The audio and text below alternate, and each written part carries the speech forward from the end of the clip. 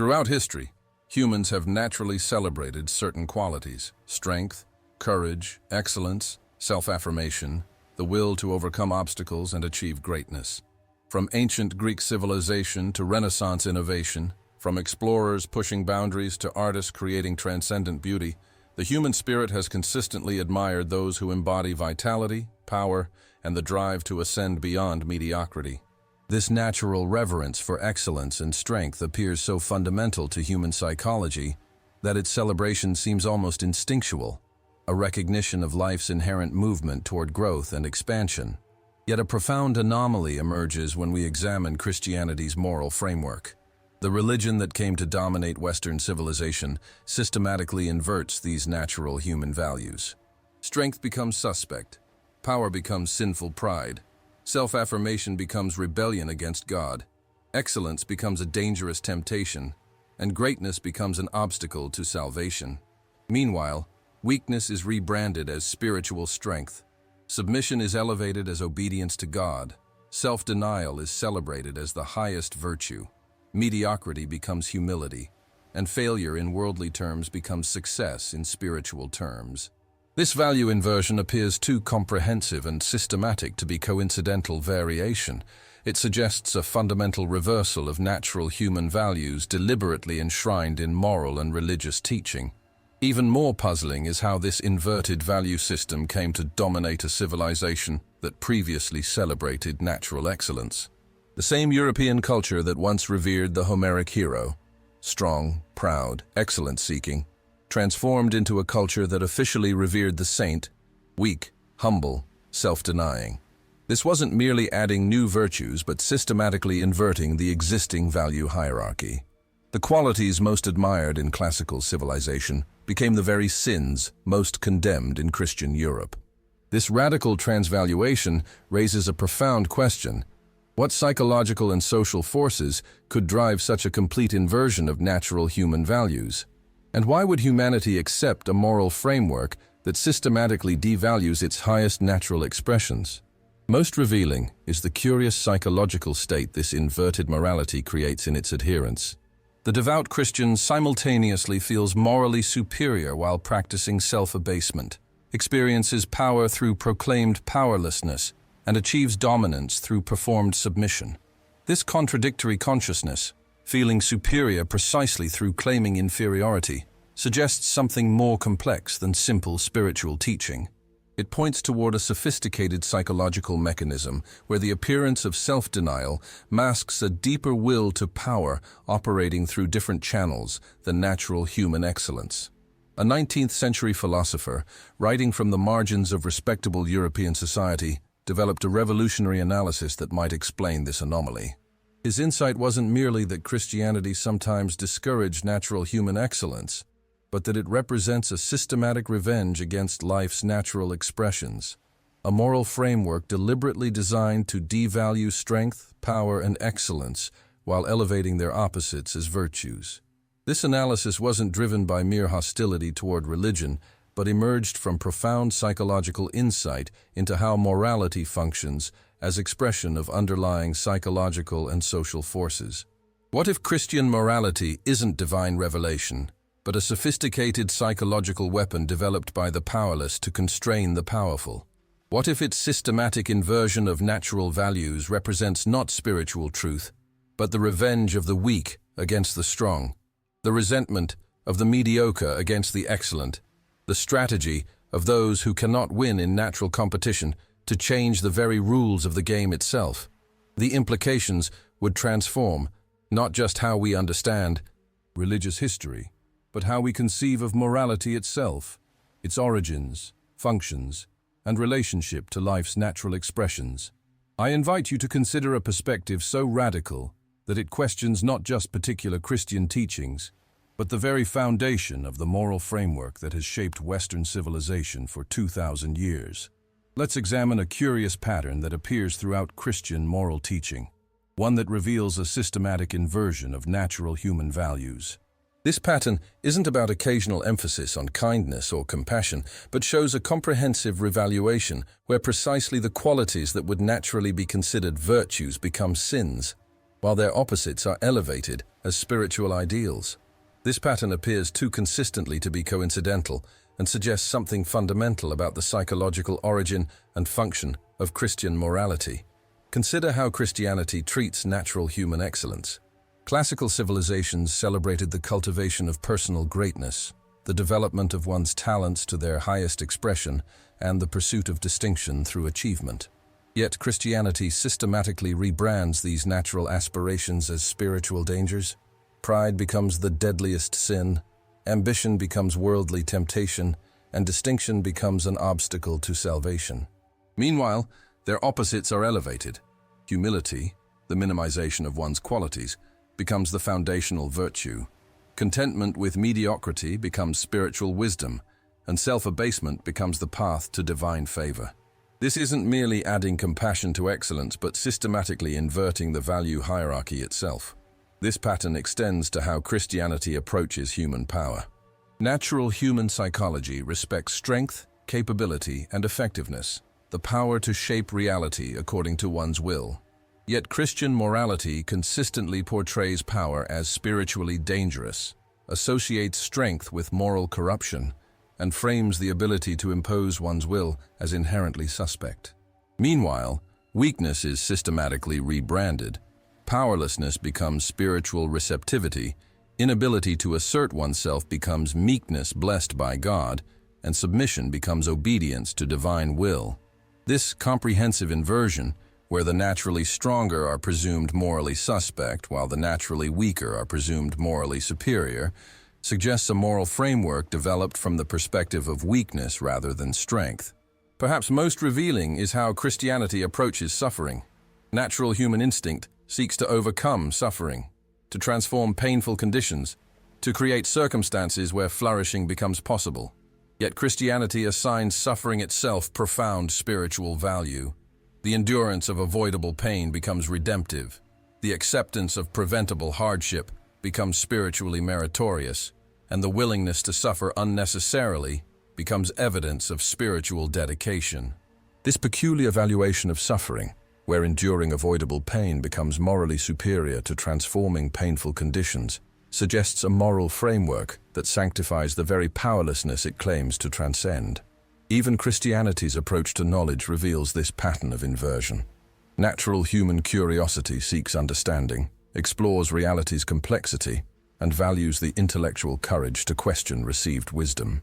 Yet Christian morality has often portrayed knowledge as spiritually dangerous, intellectual inquiry as potential pride, and questioning as rebellion against divine authority. Meanwhile, simple faith without understanding, acceptance of authority without questioning, and intellectual submission rather than exploration are elevated as spiritual virtues. This inversion, where the natural drive to know becomes sinful while deliberately remaining ignorant becomes virtuous, suggests a moral framework designed to discourage precisely the qualities that might threaten its own foundations. These anomalies point toward a disturbing possibility. What if Christian morality isn't divine revelation, but a sophisticated psychological weapon developed by the powerless to constrain the powerful? What if its systematic inversion of natural values represents not spiritual truth, but the revenge of the weak against the strong, a moral framework deliberately designed to devalue the qualities the powerless lack, while elevating the conditions of powerlessness itself into virtues? And what philosopher saw this pattern with such clarity that his analysis has been systematically misrepresented by religious authorities for over a century? The question isn't whether Christianity sometimes teaches kindness and compassion, it undeniably does, but whether its comprehensive moral framework represents something far more complex and psychologically sophisticated than simple ethical teaching. In 1887, Friedrich Nietzsche published On the Genealogy of Morals, the culmination of his analysis of Christian morality's psychological origins. His health was deteriorating. Crippling migraines, severe digestive problems, and failing eyesight had already forced him from his university position years earlier. Working in isolation, facing physical suffering and increasing poverty, Nietzsche developed his most provocative analysis of how Christian moral values originated not from divine revelation, but from specific psychological and social conditions particularly the resentment of the powerless against the powerful. What positioned Nietzsche uniquely to see what others couldn't was his unusual intellectual journey. Raised in extraordinary religious devotion, his father was a Lutheran pastor, he had intimate knowledge of Christianity from inside its tradition.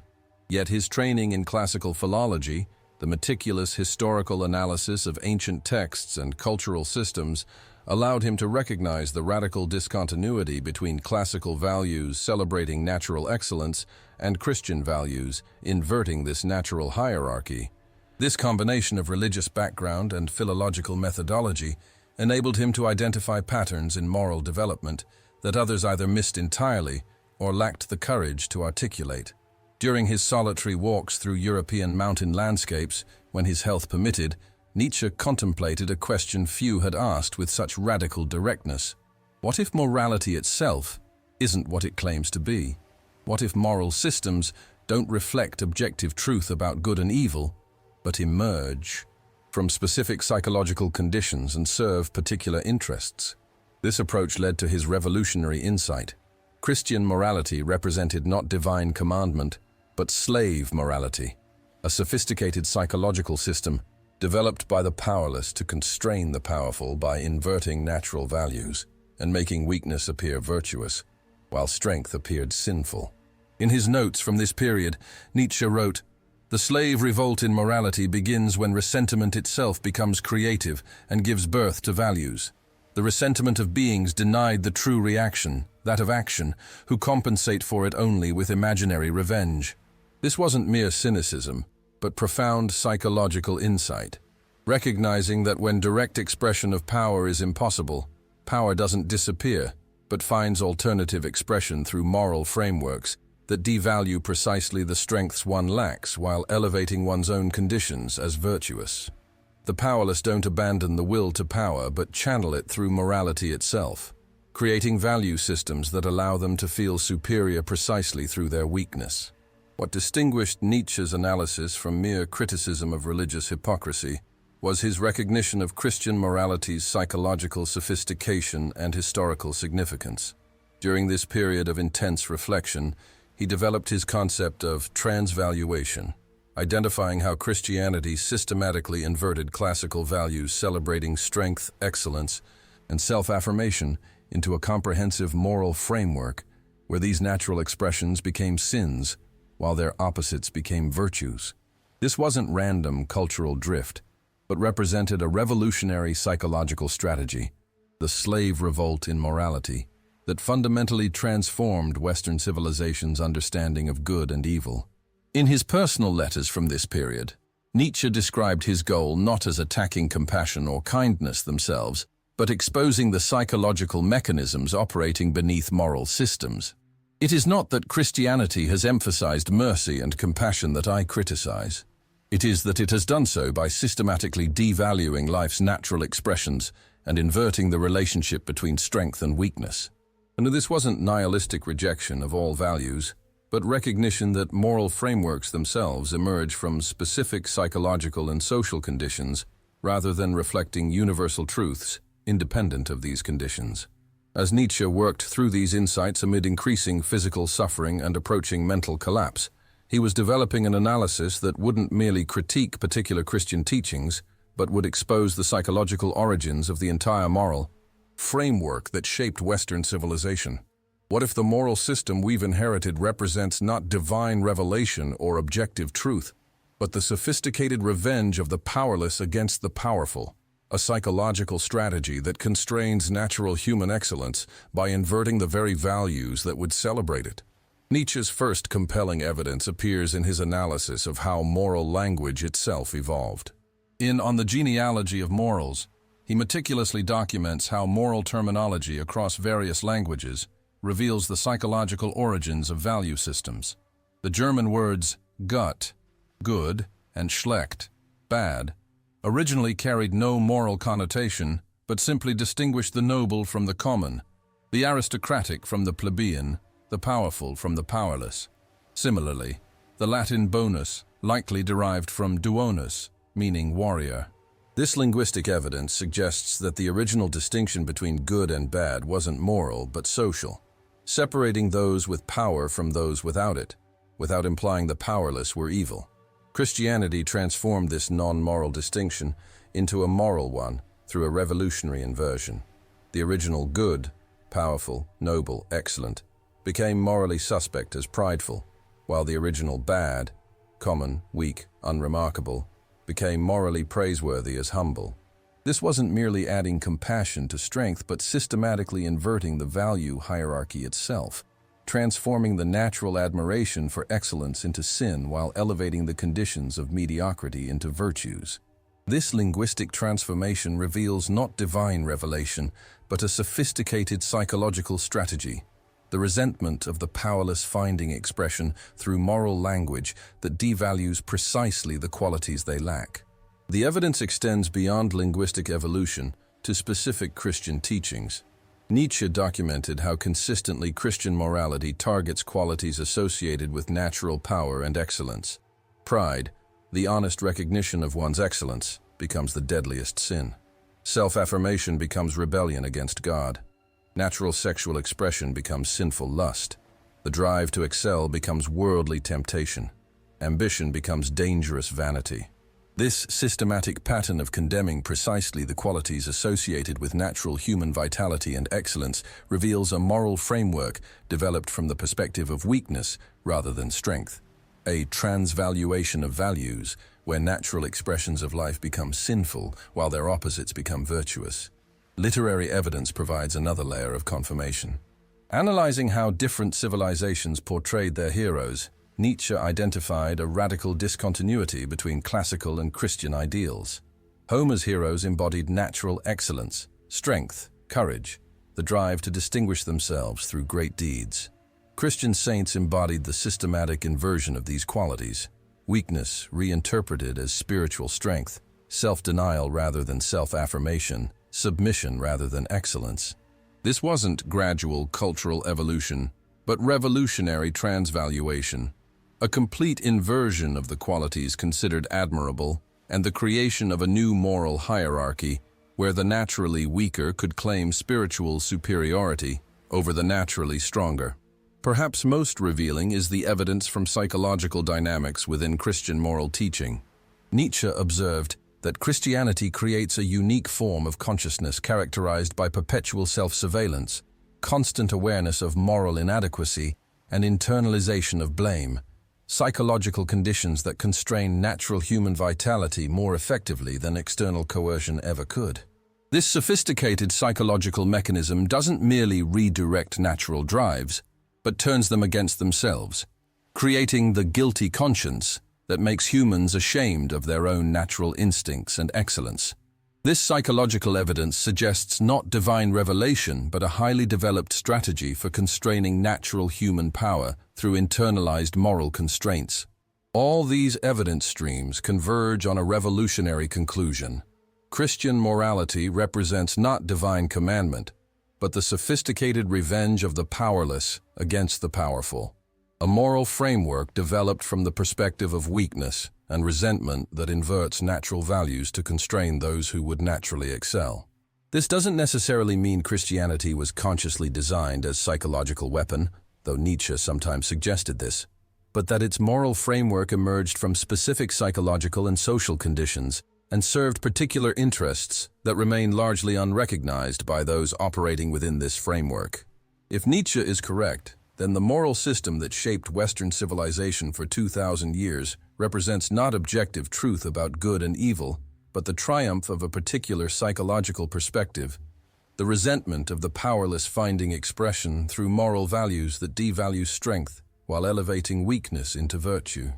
To understand how Christian morality functions as the revenge of the weak against the strong, we must examine what Nietzsche called the psychology of ressentiment.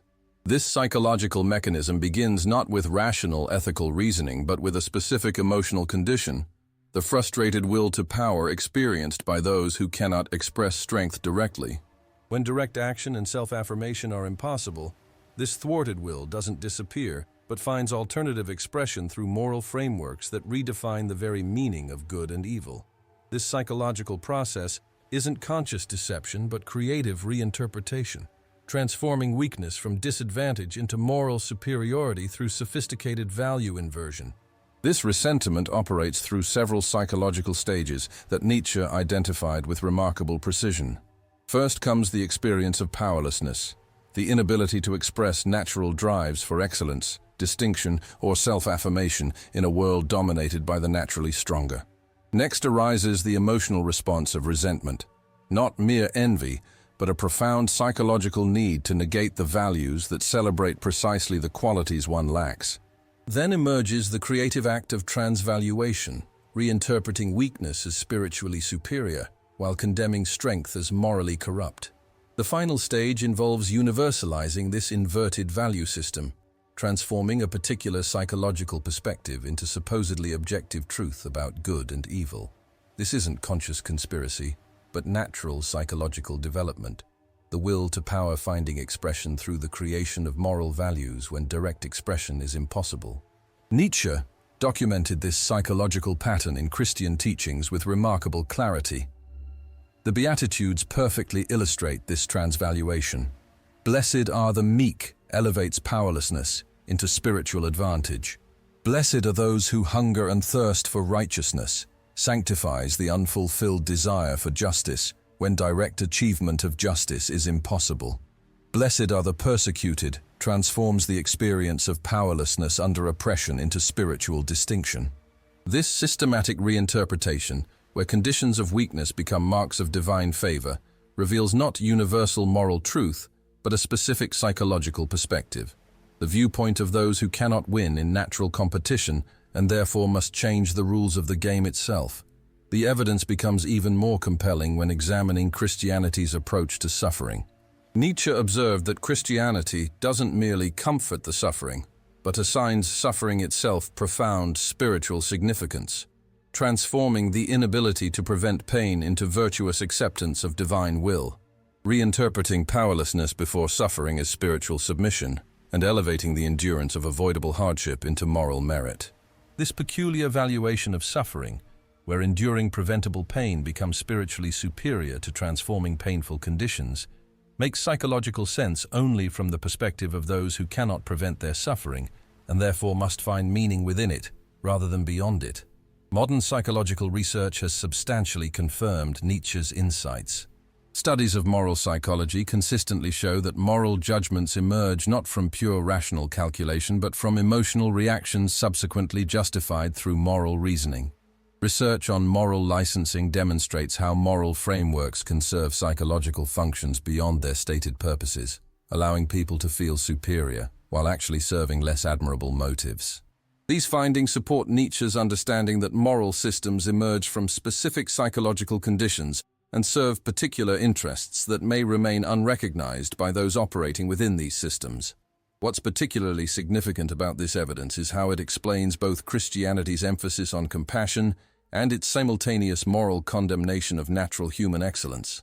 By recognizing that Christian morality emerged from the perspective of weakness and powerlessness, we can understand why it both advocates care for the suffering, reflecting the psychological needs of the weak, and systematically condemns natural human excellence as sinful pride, reflecting the resentment toward those who possess the strength one lacks. This dual nature isn't contradictory, but perfectly consistent when understood as the expression of a specific psychological perspective, the viewpoint of those who need protection from the strong while simultaneously resenting the very strength they lack.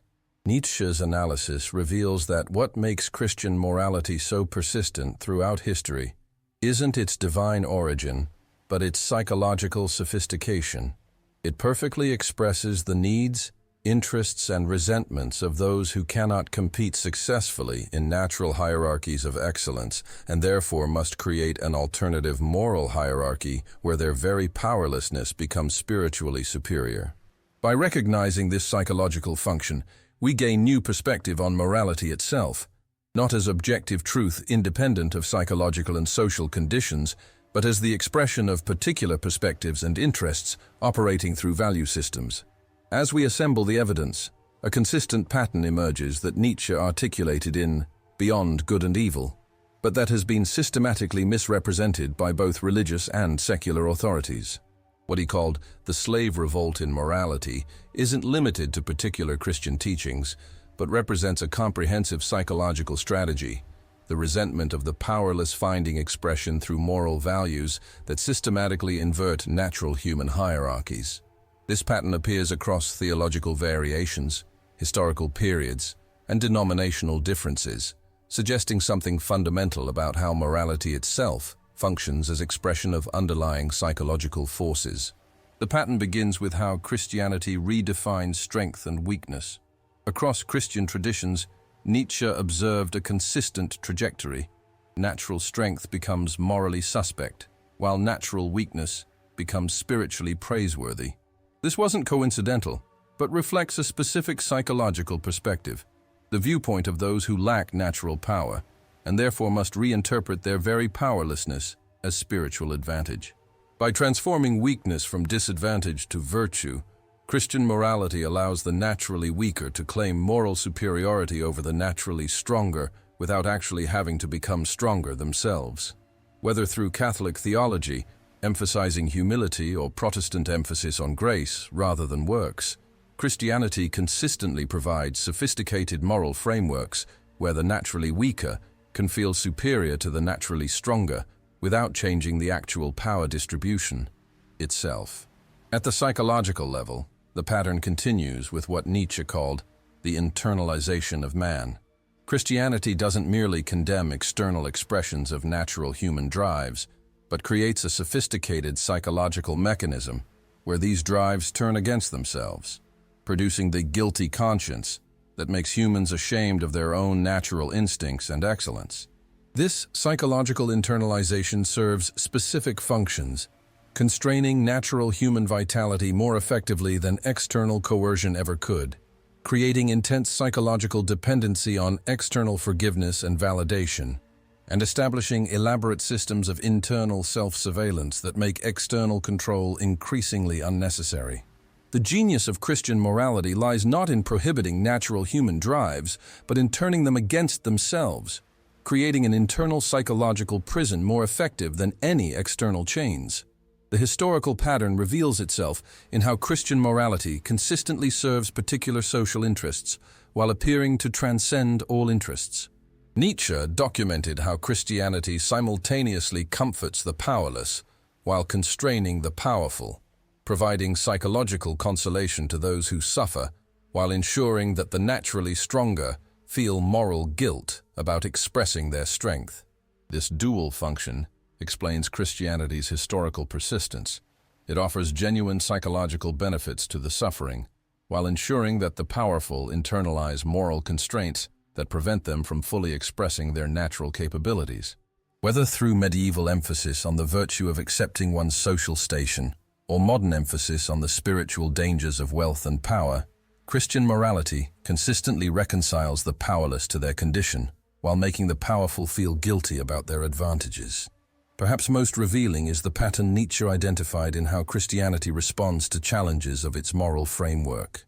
When questioned about the origins or functions of Christian values, religious authorities typically present these values as objective truths, independent of any particular perspective or interest, universal divine commands rather than expressions of specific psychological conditions. This universalization serves crucial function, obscuring the particular perspective from which these values emerged and the specific interests they serve. By presenting a perspective born from weakness and resentment as universal moral truth, Christianity effectively hides the psychological origins of its moral system while enforcing it as objective reality rather than particular viewpoint. The pattern extends to how Christianity approaches human excellence. Nietzsche observed that Christian morality doesn't merely add compassion to natural human values, but systematically inverts the very meaning of excellence itself. Spiritual excellence becomes defined not by the development and expression of one's natural capabilities, but by their constraint and denial. Not by becoming more fully and powerfully oneself, but by diminishing oneself before divine authority. This inverted understanding of excellence, where greatness lies not in natural flourishing, but in self-abasement, makes psychological sense only from the perspective of those who cannot achieve natural excellence, and therefore must redefine excellence itself, in terms they can achieve despite their natural limitations.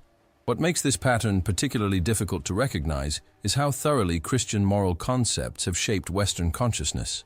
The very language and categories through which we understand good and evil have been formed by 2,000 years of Christian moral teaching, making its inversions appear natural and self-evident rather than expressions of a particular psychological perspective. This moral conditioning explains why Nietzsche's analysis appears so radical. It challenges not just specific ethical positions, but the fundamental frameworks through which we conceptualize morality itself. The implications of Nietzsche's analysis extend far beyond academic critique of religious morality into the practical reality of how we understand ourselves and our own moral frameworks.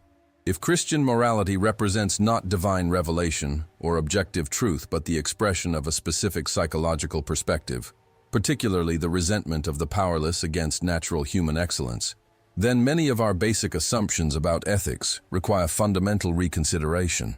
This isn't merely a theoretical concern, but has profound consequences for authentic human development beyond the moral constraints that Christianity has normalized for 2,000 years.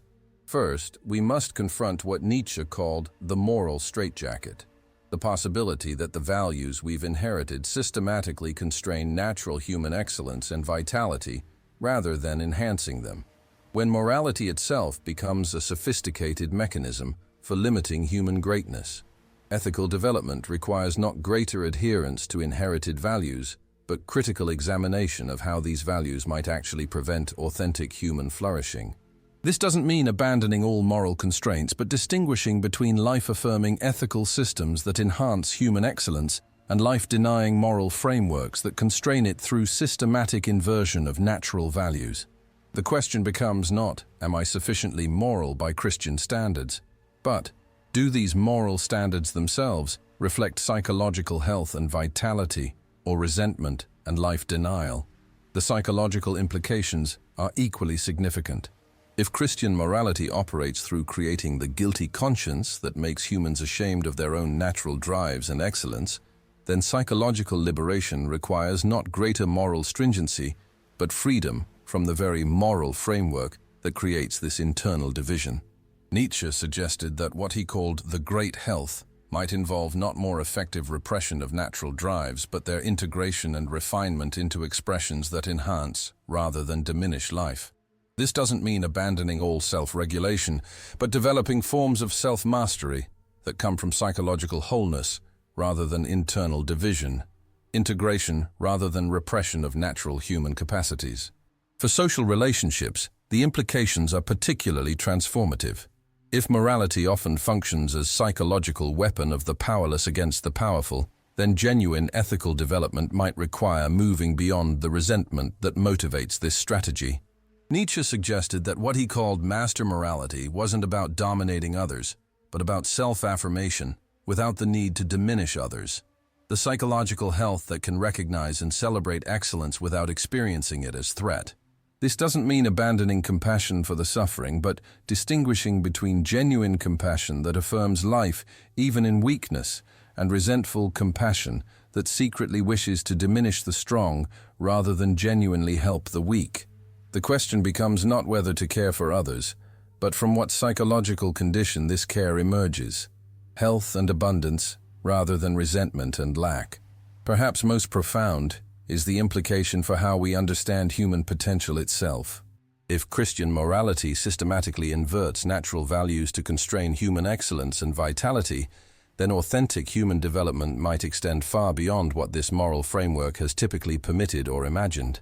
Nietzsche suggested that what he called the overman wasn't about dominating others, but about expressing human potential beyond the constraints of resentment-based morality, becoming more fully and powerfully oneself without the need to diminish others through moral condemnation. This reconceived human excellence isn't selfish exploitation, but the genuine self-overcoming that enhances life for oneself and others through the expression rather than repression of natural human vitality.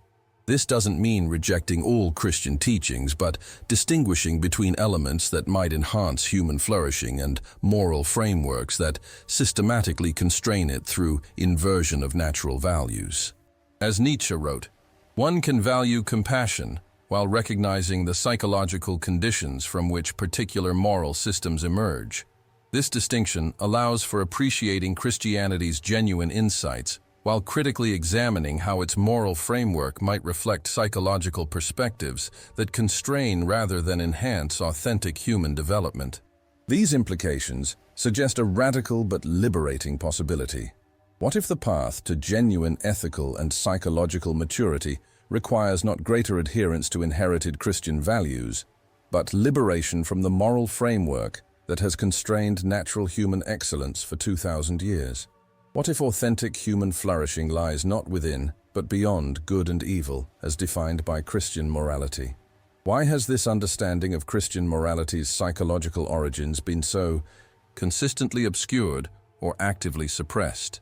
Nietzsche identified what he called the conspiracy of moral conditioning, not necessarily conscious deception, but a multi-layered system that maintains the appearance of moral objectivity while concealing how moral frameworks emerge from particular psychological perspectives and serve specific interests. This conspiracy operates through conceptual frameworks, institutional practices, and psychological dynamics that collectively prevent recognition of morality's actual origins and functions. The conceptual dimension of this conspiracy involves what Nietzsche called the illusion of moral objectivity. Christian teaching consistently presents its moral framework not as the expression of a particular psychological perspective, but as universal truth, independent of any perspective, divine commands, rather than values emerging from specific human conditions. This conceptual framing serves crucial purpose, hiding the fact that Christian morality emerged from the perspective of weakness and resentment, while presenting it as objective reality rather than particular viewpoint. By obscuring the psychological origins of moral systems, this conceptual sleight of hand prevents critical examination of how these systems might reflect and serve interests beyond their stated purposes. Institutionally, the maintenance of moral authority creates obvious advantages. Nietzsche documented how religious and educational institutions benefit from presenting themselves as transmitters of objective moral truth rather than particular psychological perspectives, claiming universal authority while actually expressing specific viewpoints and serving specific interests. If morality were widely recognized as emerging from particular psychological conditions rather than divine revelation or objective reason, these institutions would lose their primary source of authority and legitimacy. This institutional self-protection helps explain why perspectives exposing morality's psychological origins are so consistently marginalized or misinterpreted. The psychological dimension of the conspiracy operates through what Nietzsche called the moral instinct, the internalized moral framework that makes certain values appear self-evident rather than expressions of particular perspectives. He observed that moral conditioning operates most effectively when it functions below the threshold of conscious awareness, creating the sense that certain values are simply obvious moral truths rather than particular viewpoints requiring justification. This psychological naturalization makes critical examination of moral frameworks extraordinarily difficult, as the very concepts through which we might conduct this examination have themselves been shaped by the moral systems we're attempting to analyze. Educational systems further reinforce this conspiracy. Nietzsche observed how moral education typically presents inherited values as objective truths, requiring acceptance rather than particular perspectives inviting critical examination. By framing moral development as increasing conformity to established values, rather than critical engagement with the psychological origins and functions of these values, education effectively prevents the very questions that might reveal morality's actual nature. Students learn to apply and defend inherited moral frameworks without examining the psychological conditions from which these frameworks emerged or the specific interests they might serve. Perhaps most insidious is what Nietzsche called the sanctification of moral origins. By attributing moral frameworks to divine revelation rather than human psychological conditions, religion effectively places these frameworks beyond critical examination. Questioning them becomes not intellectual inquiry, but spiritual rebellion. This theological framing serves specific function. protecting moral systems from the very analysis that might reveal their actual origins and functions. By making moral frameworks sacred rather than human, Christianity creates powerful psychological barriers to examining how these frameworks might emerge from particular perspectives rather than universal truth. The result is a comprehensive system that maintains the appearance of moral objectivity while concealing the particular psychological origins and functions of moral frameworks. This conspiracy persists not primarily through conscious deception, but through interlocking conceptual, institutional, psychological, and educational mechanisms that collectively prevent recognition of how morality emerges from specific human conditions rather than transcendent sources independent of these conditions. The most disturbing aspect of Nietzsche's analysis isn't just its implication that Christian morality emerges from weakness and resentment rather than divine revelation, but the systematic ways this understanding has been actively misrepresented whenever it appears. His analysis of this misrepresentation revealed not just disagreement with his position, but a specific immune response that operates whenever the psychological origins of morality are exposed. This pattern appears with remarkable consistency across different intellectual traditions and historical periods, suggesting not random resistance, but predictable reaction to a perspective that threatens fundamental assumptions about the nature of morality itself. The primary mechanism for this misrepresentation has been what Nietzsche called the moral attack. When philosophers, psychologists, or cultural critics suggest that morality might emerge from particular psychological conditions rather than universal truth, their perspectives are routinely characterized not as intellectual positions but as moral failures, expressions of immorality rather than insights into morality's actual nature. Nietzsche documented how consistently his own work suffered this fate. Critics portraying his analysis of morality's psychological origins not as serious intellectual position, but as attempt to destroy moral values altogether, evidence of his own moral corruption rather than analytical insight into how morality functions. This ad hominem approach effectively prevents engagement with the substance of the analysis by focusing attention on the supposed moral deficiency of the analyst rather than the content of their analysis. This moral attack serves specific function. It maintains morality's immunity from psychological examination by making such examination itself appear immoral. By positioning analysis of morality's psychological origins as attack on morality itself, this interpretive move creates conditions where moral frameworks cannot be examined without confirming the need for the very moral constraints being questioned. This circular defense mechanism makes morality uniquely resistant to critical analysis. A perfect, self-protecting system where the act of questioning it becomes evidence of the questioner's moral inadequacy, rather than potential insight into morality's actual nature. Intellectual authorities reinforce this misrepresentation through selective interpretation of texts, examining morality's psychological origins. Nietzsche analyzed how passages suggesting morality might emerge from particular psychological conditions were consistently reinterpreted as attacks on moral values themselves, rather than insights into their actual origins and functions. When he described Christian morality as emerging from weakness and resentment, readers interpreted this as an attempt to destroy compassion rather than understand its psychological conditions. When he identified how morality often serves interests beyond its stated purposes, critics portrayed this as cynical rejection of moral values rather than analytical insight into how morality actually functions. This selective interpretation creates impression that analysis of morality's psychological origins necessarily stems from immorality rather than potentially valid intellectual insight. Institutional mechanisms further enforce this misrepresentation. Nietzsche observed how educational and religious organizations consistently position perspectives questioning morality's transcendent origins as threats to be defended against, rather than analyses to be seriously considered, suggesting that moral frameworks might emerge from particular psychological conditions rather than universal truth, typically triggers institutional immune responses, moral condemnation, character questioning, or exclusion from legitimate discourse.